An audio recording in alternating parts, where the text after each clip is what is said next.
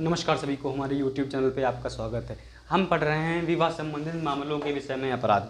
अब हमारा धारा जो है 83 पे आ गए हैं। धारा 81 था दहेज मृत्यु के खिलाफ, धारा 80 दहेज मृत्यु, 81 था अगर कोई लड़की से वादा करता है उसके अगेंस्ट था। ठीक है, अब हम बात करेंगे धारा 83 में विधिपूर्ण विवाह के बिना कपटपूर्वक विवाह कर पूरा कर लेना। अगर माना एक व्यक्ति ए है, इसने कोई विधिपूर्ण विवाह नहीं किया, विधिपूर्ण विवाह नहीं किया, ठीक है। विधिपूर्ण विवाह क्या करता है? हिंदू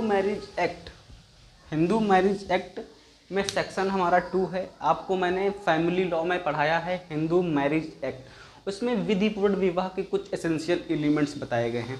ठीक है, अब आपको हम कुछ यहीं पे एक्सप्लेन कर देते हैं। जैसे विधिपूर्ण विवाह किसी व्यक्ति का कब होगा? विधिपूर्ण विवाह का सबसे पहला एसेंशियल एलिमेंट्स है कि परिवार की जो सहमति है वो होनी चाहिए।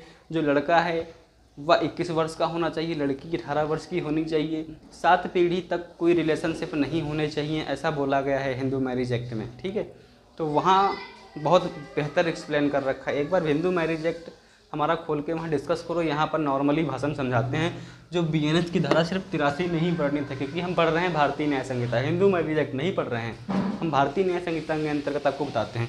माना एक व्यक्ति है जिसने विधिपूर्ण विवाह नहीं किया है, और विधिपूर्ण विवाह तब होगा, ए है, ए ने पहले से शादी कर रखी है, ए ने पहले से शादी कर रखी है, दूसरी शादी कर ली, तो वह विधिपूर्ण विवाह होगा? नहीं होगा, वह बायोगैमी कहलाएगा, 7 वर्ष तक की सज़ा होगी।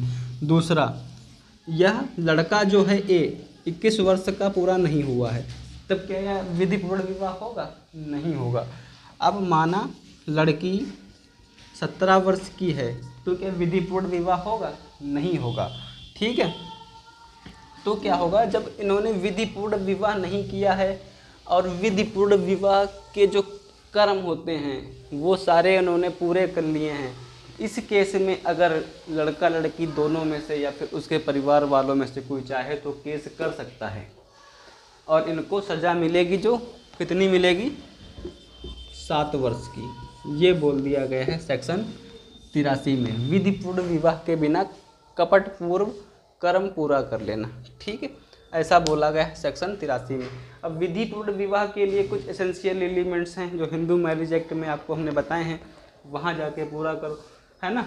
लड़का लड़की की आयु पूरी होनी चाहिए, वह बालिग होने चाहिए, है ना। माता की ओर से 3 पीढ़ी, पिता की ओर से 7 पीढ़ी तक का कोई रिलेशन नहीं होना चाहिए। ऐसे ऐसे बहुत सारे पॉइंट हैं। ठीक है, तो वो सब वहाँ पे डिस्कस किए गए हैं, लेकिन सेक्शन 83 में ज़्यादा कुछ नहीं बताया गया है। इसमें तो नहीं बोला गया है कि विधिपूर्ण विवाह के बिना कपटपूर्व विवाह कर्म पूरा कर लेना, तो उस केस में व्यक्ति को 7 वर्ष तक की सज़ा होगी। और विधिपूर्ण विवाह क्या है, वो सेक्शन 2 से सेक्शन 10 तक डिस्कस किया गया है हिंदू मैरिज एक्ट में, जिसे हम फैमिली लॉ कहते हैं। वीडियो अच्छा लगा हो लाइक सब्सक्राइब शेयर कर लें।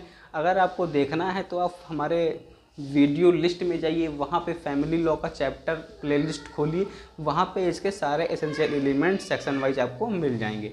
धन्यवाद।